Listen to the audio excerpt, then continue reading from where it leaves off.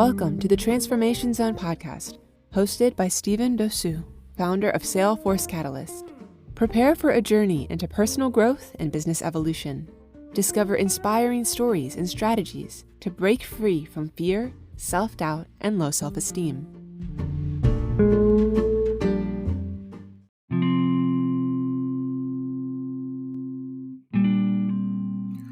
Hi there, welcome ladies and gentlemen to a brand new talk. You know who's on air again? Well, we do what we do and we do it well. Today, we are going to talk about a daunting topic. Daunting in the sense that everybody suffers from this, and I mean everybody. That includes the president, your uncle, your mother, and your cat. We want to talk about procrastination, which is a one word for postponing things that ought to be done. Before we get into that, I want to tell you a story. 5 months ago, I requested a client of mine to get some work done on her business. So she's a coaching client, and what we were doing ultimately is to help her bring about her dream business. Okay, and that is what I was helping this lovely lady with. For the sake of this podcast, let's give her a name. Let's call her Debbie. Debbie had originally 7 days to complete this particular task that I had asked her to do. 7 days became 14, 14 became a month became 4. And as I speak, ladies and gentlemen, Debbie still hasn't done what I had asked her to do. All I kept hearing from Debbie are the buzzing words of most procrastinators: I will do it tomorrow. Or even best, someday I will. And then you have another client of mine called Alan. Alan is always ahead of the curve. When it comes to getting things done, Alan always makes sure that he submits his work a couple of days before. And need I not say that Alan's quality of work is always up to scratch. If anything, Alan always comes asking for more. What can I do else? What can I learn more? Can I get this done? So Alan gets things done in time. The reason why I'm sharing these two stories is so that we can effectively ask ourselves the question: why do people like Debbie procrastinate? What makes Debbie different from Alan when it comes to getting things done? And what makes people like Alan getting things done?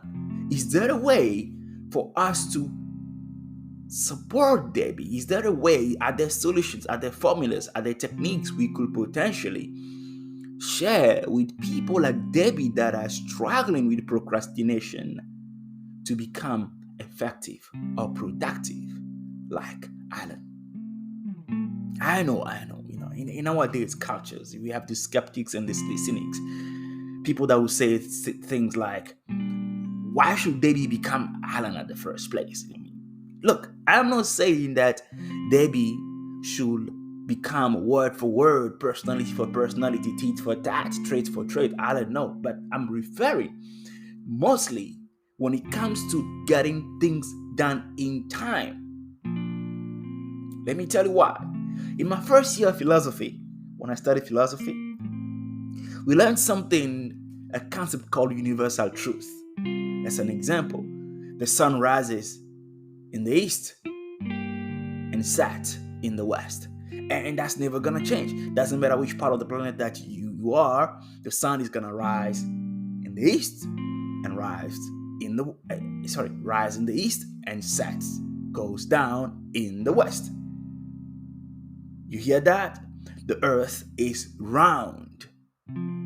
It's never gonna be square, it's never gonna be rectangular. The earth is round. That is what we call a universal truth.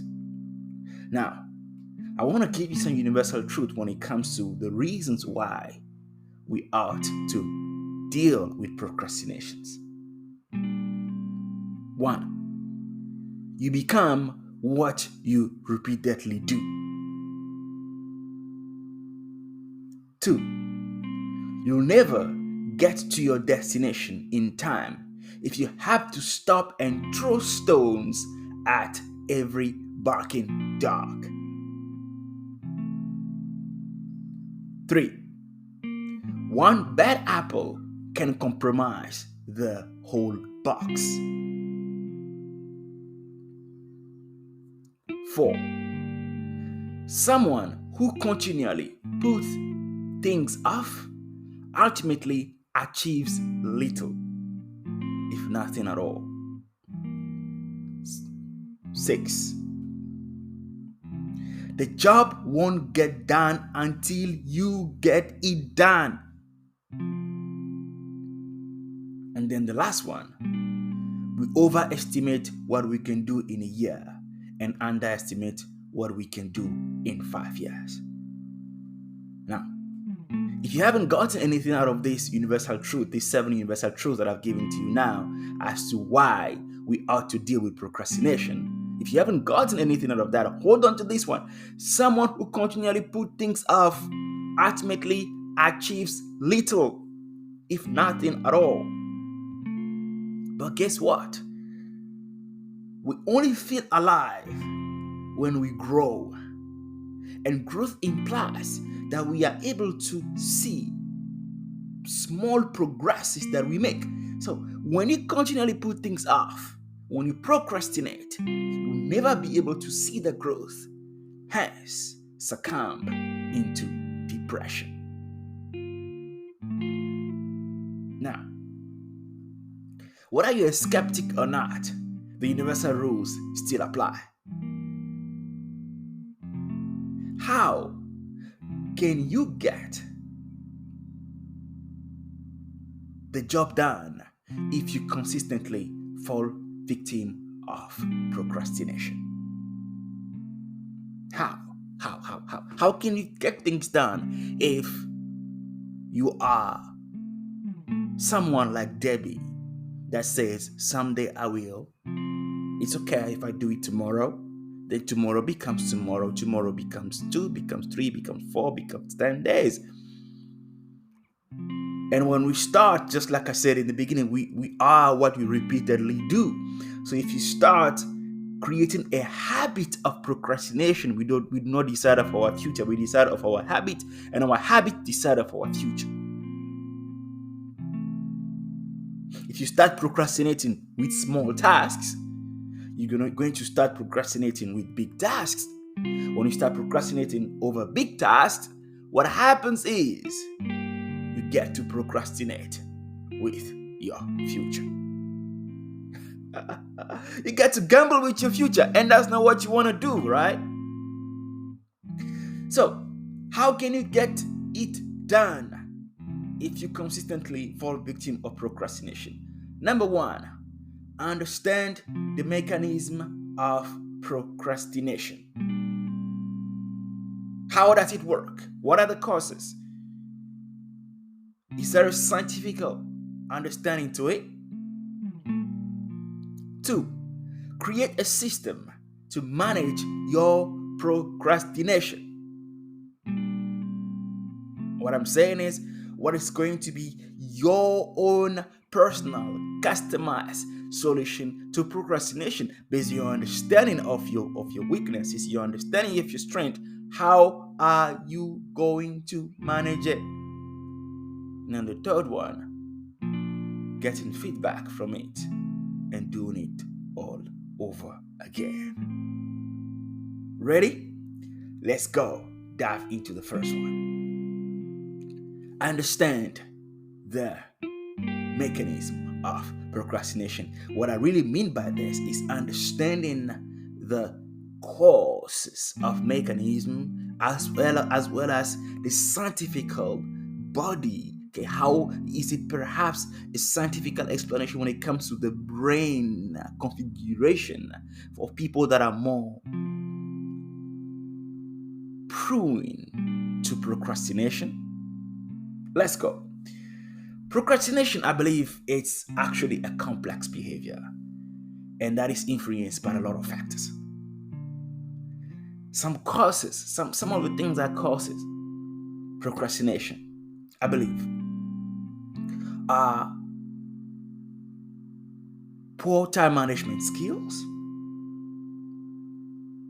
or fear of failure or perfectionism, lack of motivation, difficulty with task initiation. It's basically the struggle to just get started. Impulsivity, okay, impulsiveness. People who are more impulsive may be more likely to procrastinate on tasks in favor of immediately rewarding activities, okay, because we get to select what we want to do just for the sake of that high. And then the other point is lack of self-regulation.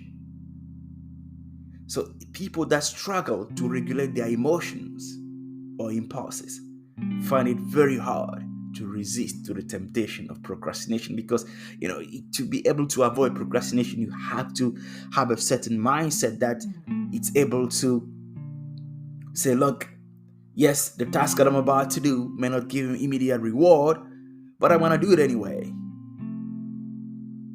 Then the other potential cause is perceived lack of control. If someone feels like they have little control over the outcome or the task that they are going to do, then guess what? The score mark they attribute to that, the importance they attribute to the task, is inexistent, and they are most likely prone to procrastinate.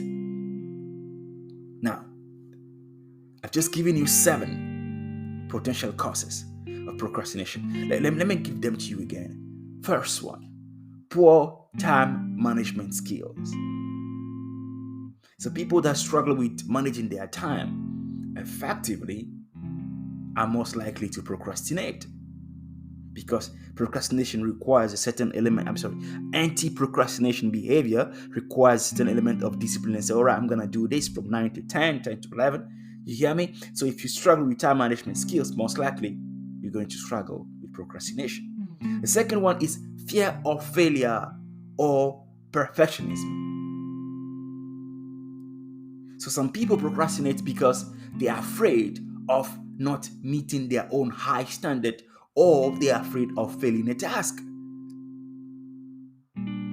Third is lack of motivation. There's no big meaning. There's no deep why. If the task does not align with the person's goals or values or what the person loves to do, they are most likely to procrastinate.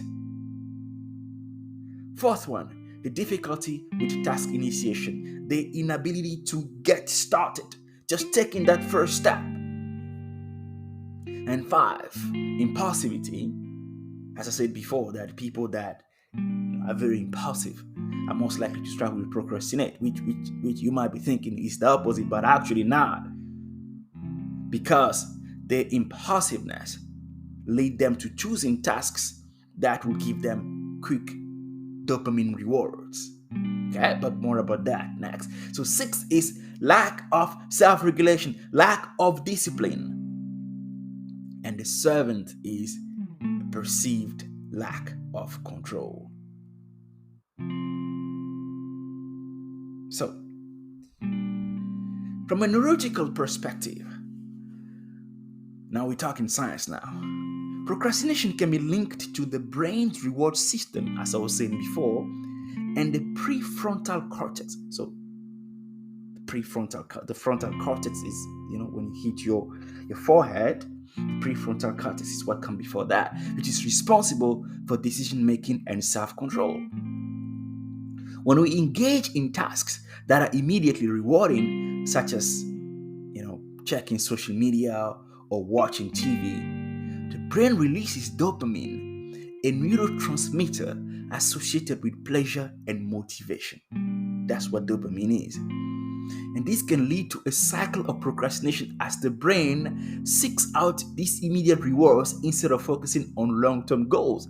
And this is why we find out that instead of focusing on working right through and through for 3-4 hours uninterrupted, time to time you pick up your phone to check out Instagram, time to time you pick up your phone to check out on YouTube, watch a short. Yeah, I know. Now you understand the psychology why these social media platforms push the shorts, because they know it keeps people on their platform. From watching one short, you end up watching 2 and then 3 and then a 30-minute video. You get it? Your brain is consistently seeking for that dopamine reward. So individuals with weaker connections between the prefrontal cortex and other brain regions definitely may struggle with self-control and task initiation. Furthermore, procrastination has also been linked to an imbalance in the brain's executive functions, such as working memory and cognitive flexibility. So these parts of the brain are necessary for planning, organizing, executing tasks, and disruptions in these processes definitely cause procrastination. Now, we have talked about the potential causes of procrastination when it comes to the human expression. I've also explained now the scientific part of the mechanism, of the coming about of procrastination. And that, remember, was the first point that we're trying to cover, which is understanding how it comes about, what happens in the brain for it to happen. And now, the number 2, we want to now understand, how do we create a system? What can we do? What are some of the pointers can we do in order to manage our procrastination? So I'm going to give you 3 key steps here. Are you there? Let's go. Number 1, I call it eat the frog. What does that mean? This term is inspired by the quote, "Eat a living frog first thing in the morning, and nothing worse will happen to you the rest of the day." So the philosophy behind this quote basically implies that tackling the most challenging task first, while your brain is still fresh, while you still have the oomph of the day, and by completing your most daunting, your most challenging task first in the day, you already set a positive tone for the rest of your day, because you get more excited. You're like, oh, heck yes, if I could do that, then I can do a lot more. Now, I want you to imagine a project that you've been putting off for weeks. So let's talk about Debbie back there. Instead of letting the project loom over, what Debbie could have done is take a deep breath. It's just like plunging into a very, very cold, icy water. Look, until such a time where you get into the water, you've never gotten into it. You hear what I'm saying? So Debbie could have just taken a deep breath and just get started. Because once you start working on it, you may find that it's not as overwhelming as you thought. And the sense of accomplishment make you feel better after completing it, and you definitely want to do more. The second recommendation as solution is what I call the 2-minute rule. And this is inspired by the productivity expert James Clear. He suggests that if a task takes less than 2 minutes to complete, you should do it immediately. Because by tackling small tasks right away, you prevent one, for tasks to be accumulated. Second thing is you can see yourself progressing. Right? Denzel Washington says that we should not confuse movement with progress. You can see yourself progressing. Right? So completing whatever task that is small, get that out of the way. Get that done real quick. So picture a pile of dirty dishes in the sink. And this happens very often to more single guy. Instead of letting them pile up, take 2 minutes to quickly wash them after each meal. Over time, that will become a habit that you cultivate, and that will prevent a sink being full of dirty dishes. Number 3, as a solution, get SMART goals. SMART standing for specific, measurable, achievable, and relevant, and time bound. And this SMART system can definitely help you stay focused, and motivated to accomplish tasks by breaking down your goals into specific and actionable steps. Break them down into very small steps. Like I always say, OSAT, OSATT, one step at the time, so that you are able to track your progress and hold yourself accountable. But my rule of thumb is, if you know that you cannot hold yourself accountable, get a coach or get someone that you trust, that person will call your shit out. Oh yeah, you hear me? I'm saying somebody that will call your bluff out. You have something to do and then you feel like watching YouTube for hours. Let that person put you back in your place and tell you, hey, listen, you have something to do, and you must be willing to listen.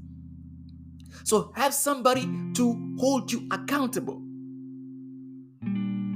Now, do you know what I ended up doing to Debbie? Or for Debbie, for that matter? Debbie that I shared the story of at the beginning of the talk, that I asked her to do something particular on her business, and she took over 4 months to get that done. Guess what I did to Debbie? Debbie had a daughter. So I asked Debbie the question, Debbie, I have given you enough time to get this done. I've listened to every excuses that you've given to me. I've given enough time, supported you to the best I can so that this task could be done. Now I've got a question for you. If it was your daughter that has to build a business on which her life, entire dreams and goals achievement depends upon, and she's been procrastinating a very major important task in her business, will that be okay with you? And when I asked that question to Debbie, I saw her face went like, whoa. She said, no, I won't allow that. And quickly she went and got it done. Now, what I had done there is I had to identify that which is most important for Debbie, and that is her daughter. So I leveraged that into a question that made her reflect on herself and understood that, look, I've got to make things change. I've got to make things better. So being able to apply these 3 techniques that I've just given to you: 1, eating the frog; 2, the 2-minute rule; 3, SMART goals, setting specific, measurable, achievable, relevant, and time-bound goals, and definitely measuring the feedback, seeing, is eating the frog working, 2-minute working, SMART goals, are they working, and how can I tweak those based on the understanding of myself, my mind, my mechanism, my abilities, and get a big why. Why are you doing the things that you do? Why do you wake up in the morning? Why are you engaging in the task? Because Friedrich Nietzsche says, couldn't say it any better. A man that knows his why can enjoy anyhow.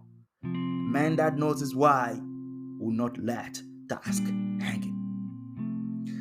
I hope, ladies and gentlemen, that I've given you another value again today. Don't forget to get in touch with us at Salesforce Catalyst, www.salesforce.co/contact us, or go to Stephen Dossou on Instagram, DOSSOU, and give me a shout so that I can get one of my best coaches in the company to work with you if your struggle is procrastination, so that I can get one of our best coaches to hold your hands and hold you accountable, so together we can reach the top.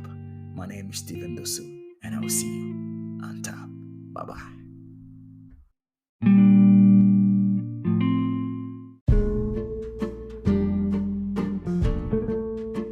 Thank you for listening to the Transformation Zone podcast. If you're ready to propel your business and life to new heights, visit our website at www.salesforce.co.